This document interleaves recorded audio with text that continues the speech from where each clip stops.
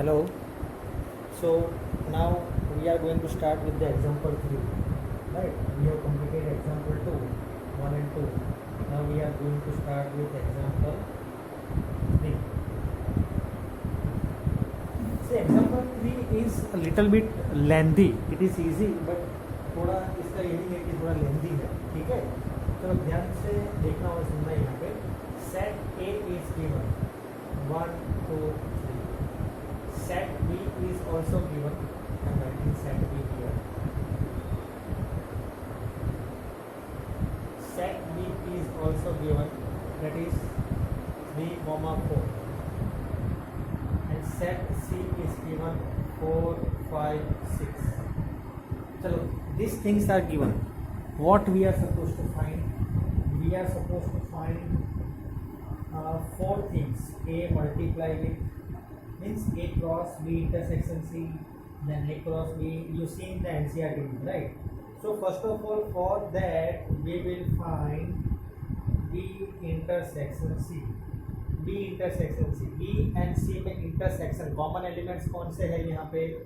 Only one element, that is 4. बाकी कोई common नहीं. B union C. B union C. देखो मैं इसीलिए ढूंढ रहा हूँ क्योंकि टेक्स्ट बुक में जो क्वेश्चंस दिए हैं उसके अकॉर्डिंग ही हमें ढूंढना है. ए यूनियन बी और ए इंटरसेक्शन बी की फाइंड करने की जरूरत नहीं है because that is not required in the question. B and C का यूनियन 3, 4, 5, 6. 3, 4, 5, 6. ठीक है. A cross B.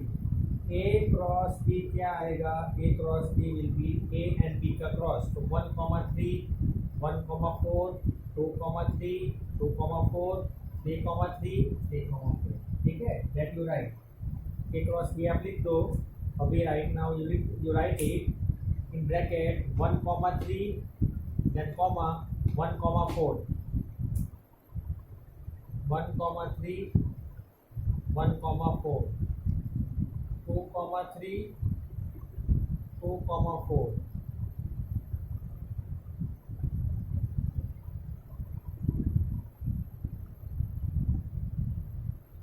3, 3, 3, 4.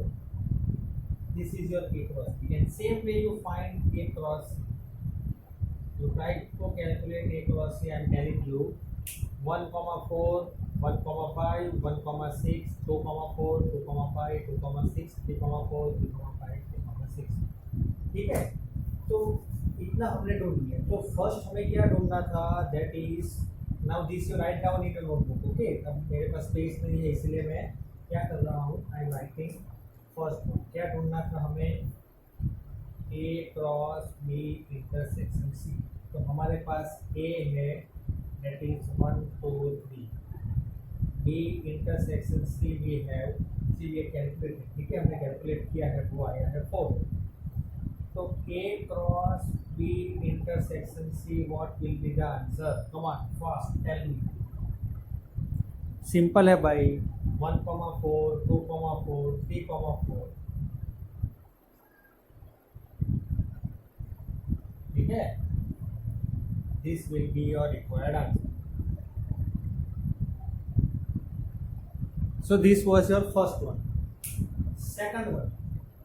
ठीक है ना, आ गया है ना. बस ऐसा ही करना है सभी चारों चार में. इसके ये एग्जाम्पल 3 के 4 पार्ट्स है. फर्स्ट पार्ट हमने सॉल्व किया, second part, third part and fourth part you means we will try. Second one I will do, third and fourth you try to solve on your own. ठीक है, ऐसा ही करना है सब में. इसीलिए सिर्फ प्रैक्टिस करनी है और कुछ नहीं, कुछ नया नहीं करना है. राइट, जो भी ढूंढना था वो तो मैंने आपको बता दिया. B intersection C, B union C, A cross B, A cross C. ठीक है, सेकंड वन में क्या ढूंढना है? A cross B intersection A cross. चलो, तो A क्रॉस B क्या आएगा? A cross B 1, C we have already found out and we have also found out A cross C. So इसका इंटरसेक्शन डायरेक्टली हम फाइंड करते हैं.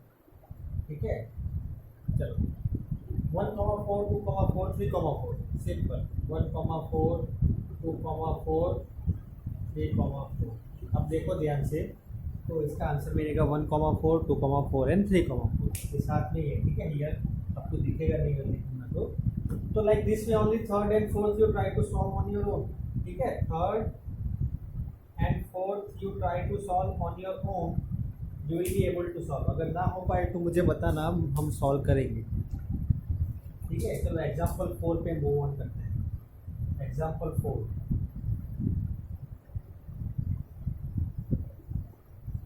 Example 4 में क्या करना है, हमें एक सेट दिया हुआ है P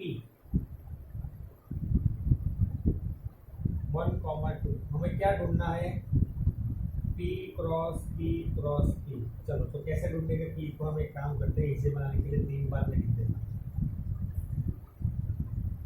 अब देखो ये P क्रॉस P कैसे आएगा इसका आंसर, ठीक है, इज इक्वल टू 1 1 1, ठीक है, 1 1 2 1 1 2 1 2 1। चलो पहली बार में बताता हूँ, इसमें कितने एलिमेंट्स हैं, 2 एलिमेंट्स, ठीक है। तो P क्रॉस P में कितने आएंगे, कितनी बार करना है, 3 बार, ठीक है। 2 पावर 3 कितने आएगा, 8 एलिमेंट्स आएंगे, 3 ढूंढ लिए, 1 1 1 1 1 2 1 2 1। अब कौन सा बाकी रहा, 1 2 2 2 1 1 2 1 2 2 2 1 2 2। देखो अब ये कैसे आया, ठीक है, मैं आपको बता रहा हूँ, मेरी बात को सुनो ध्यान से। ये तीनों तीन तो 1 1 1 2 2 2 तो आएगा ही, ठीक है। बाद में क्या एग्जाम्स में करना है, 1 1 2 बार लिख दो, बार देखो दोनों में 1 है तो 1 1 लिख दो और बाद में 2, और 2 1 1 तो ये भी आएगा। 1 2 1 का ऑपोजिट भी 1 2 1 ही होता है, तो 1 2 1 एक ही बार आएगा। फिर ये 1 1 बाद में आया तो 2 2 भी आएगा ना लास्ट में, ठीक है, 2 2 फर्स्ट में भी आएगा, तो मिल गया आंसर भाई। और 1 2 1 लिखा तो 2 बीच में है, तो 1 को बीच में कर दो, 2 को आउटसाइड कर दो, मिल गया। इसमें सिर्फ लॉजिक लगाना है, 1 1 1 1 1 2 1 2 1 1 2 2 2 1 1 2 1 2 2 2 1 एंड 2 2, ठीक है। So this will be your answer. This was example 4। Now example 5। Example 5 we have, that is R is given set of real numbers, ठीक है। तो हमें ये ढूंढना है, देखो R set of real numbers का मीनिंग क्या होता है कि R में सभी रियल नंबर्स हैं, राइट। तो R क्रॉस R की सिचुएशन क्या रहेगी, तो मान के चलो कि हमारे पास है x और y, ठीक है, उसमें क्या रहेगा कि x और y बिलोंग्स टू R। सही बात है ना भाई। देखो कि मैं आपको एक एग्जांपल दे रहा हूँ कि R जो है वो सेट ऑफ R जो है, मान लो कि 1 2 3 है, और दूसरा R जो है, हाँ तो ये R जो है, ठीक है। अब R को R के साथ ही मल्टीप्लाई करेंगे तो अंदर जो एलिमेंट्स रहेंगे तो बिलोंग्स टू R ही तो होंगे, कोई बाकी का एलिमेंट आने वाला है, 4 इसमें आएगा, R को साथ में 4 आएगा, अंदर नहीं आएगा, 1 1 1 2, तो ऐसे ही सब एलिमेंट्स आएंगे। तो वो x और y, मान लो कि यहाँ पे x और y 2 एलिमेंट्स है, ठीक है। तो ये जो पेयर बनेगी x और y की पेयर, ठीक है, तो जो पेयर बनेगी तो वो बिलोंग्स टू R ही तो होंगे भाई, R से बाहर थोड़ी जाने वाला है, ठीक है। आप अपनी स्कूल में स्टडी कर रहे हो तो आप स्टूडेंट किसके हो, स्कूल के ही तो हो, कोई दूसरी स्कूल के हो सकते हो, नहीं हो सकते हो। तो सेम वे ओवर हियर। और दूसरी सिचुएशन ये भी पूछी है कि R क्रॉस R की क्या है, मतलब अंदर 2 का सेट नहीं 3 का सेट। चलो मान लो कि हमने Z को ऐड किया, लेकिन ये Z जो ऐड होगा वो भी R का ही तो होगा, यूनिवर्सल का ही होगा ना भाई। मान लो कि सूरत है, ठीक है, तो सूरत कहाँ पे है, गुजरात में है, तो गुजरात भी तो भाई इंडिया में ही तो है, तो हम ऐसा भी तो कह सकते हैं कि सूरत इंडिया में है। तो सेम कंडीशन ऐसी ही है यहाँ, ठीक है। तो अगर R क्रॉस R है तो इसमें ये जो पेयर बनेगी, ठीक है, तो वो बिलोंग्स टू R ही होंगे। अगर 3 का अगर सेट बनता है, अंदर पेयर जो बनती है, ठीक है, तो वो 3 की है तो तीनों 3 एलिमेंट तो बिलोंग्स टू R ही तो होंगे, ठीक है। चलो, so this example 5 you write down this example 6। ये एग्जाम्पल 6 जो है वो मतलब उल्टा, मतलब कि क्या आंसर उन्होंने पहले ही सॉल्व कर दिया है। ए क्रॉस बी हमें ढूंढना है A and B.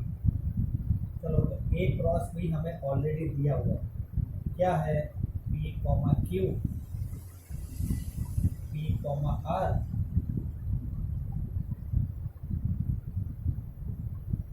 M comma Q और एम कॉमा आर। चलो, तो इतना दिया हुआ है क्वेश्चन में, तो हमें ये ढूंढना है कि सेट ए में कौन से एलिमेंट्स है और सेट बी में कौन से। तो भाई क्लियर की चीज़ है कि ए क्रॉस बी है तो फर्स्ट एलिमेंट जो भी है वो ए के होंगे, ठीक है। कौन से, पी और एम, तो पी और एम। तो लास्ट के जो बचे अंडरलाइन नहीं किए हैं क्यू आर, तो दो बार नहीं लिखना है, एक ही बार लिखना है, तो आ गया आंसर। भाई सिंपल है। ये सब क्वेश्चन जो है उससे हम वो लोग क्या चेक करना चाहते हैं कि हमने अंडरस्टैंड किया है कि नहीं किया है, या फिर हमने सिर्फ बाय हार्ट किया हुआ है कि चलो भाई इसका answer P Q P are और एम क्यू एम आर ही आएगा, लेकिन आंसर ही दे दिया, क्वेश्चन ढूंढो, तो कैसे करोगे। लॉजिक समझा है, कंसेप्ट समझा हुआ है, तो आप बिना पेन और पेपर के भी आंसर डायरेक्टली बोल सकते हो कि सर ए में तो एलिमेंट पी और एम है तो पी और एम आएंगे, और बी में है क्यू आर, दोनों साइड में मतलब क्यू आर तो क्यू आर आएंगे, पी और यार एम और एम तो पी एम दो बार नहीं आएंगे, एक ही बार आएंगे, P comma M, P Q P R, M Q M R. अगर इसे आप मल्टीप्लाई भी करते हो इससे और एक क्वेश्चन भी फॉर्म होता है, A and B is given, find A cross B. तो A cross B P Q P R M Q M R, तो भाई वही तो है, P Q P R M Q M R, ठीक है। तो ये सब क्वेश्चन जो है तो हमारी नॉलेज चेक करते हैं कि हमने वाकई में अंडरस्टूड किया है कि नहीं किया हुआ, ठीक है।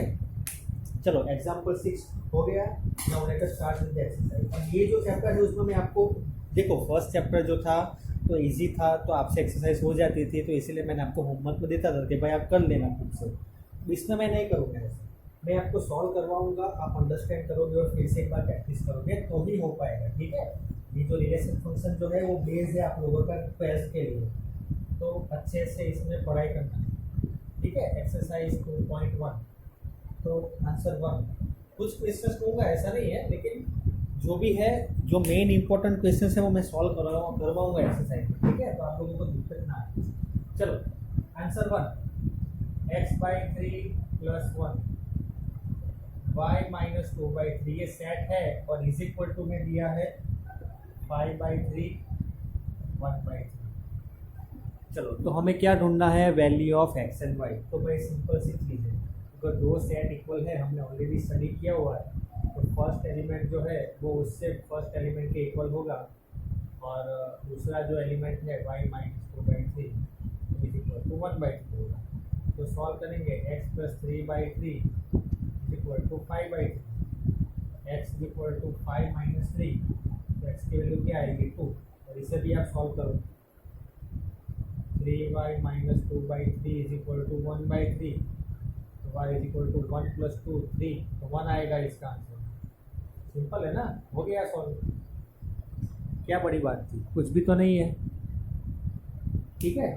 चलो, नाउ आंसर 2। देखो आंसर 2 तो ओरली भी हो जाएगा। देखो आंसर 2 जो है that we can solve orally also, लेकिन मैं यहाँ पे लिख के करवाने वाला हूँ।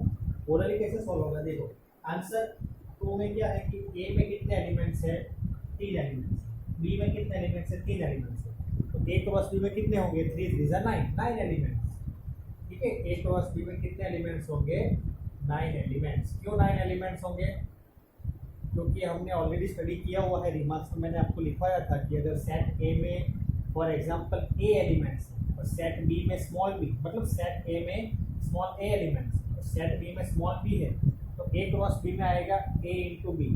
तो यहाँ पे दोनों में 3 एलिमेंट्स है, ए में 3 एलिमेंट्स है, बी में 3 एलिमेंट्स है, 3 से मल्टीप्लाई कर दो, क्या आ गया 9, सिंपल। चलो आंसर 3, आंसर 3 में है g is equal to is given, g is equal to 7, 8। h is equal to is given 5 4 2. We have to find g cross h और h क्रॉस हो जाएगा ये सब। देखो बता रहा हूँ मैं कैसे होगा। g क्रॉस h तो 7,5 7,4 7,2 then 8,5 8,4 8,2 that's it, that is g cross h। h cross g मतलब 5,7 5,8 4,7 4,8 2,7 2,8 that is your h cross g। तो आज के लिए हम इतना रखते हैं, ठीक है। जो भी किया आपको पता चल गया होगा शायद। मैं आंसर 2 भी आपको पता चल गया, आंसर 3 और एक बार बता रहा हूँ। g is equal to 7,8 h is equal to 5 4 2। तो g क्रॉस h मतलब 7,5 7,4 7,2 then 8,5 8,4 8,2 that is your answer for g cross h। now h cross g तो 5,7 5,8 then 4,7 4,8 then 2,7 2,8 so that will be your required answer। so here whatever we have completed is clear to you, right? Any confusion then you let me know। so now in the next video we will try to solve the more sums in the exercise answer 4 we will try to solve from that answer number 4, right? if you have any confusion then you let me know। so that's it for today। now in my from my next video we will be completing more about the next sums and I will be explaining you everything, right? so till then take care, good day, thank you very much।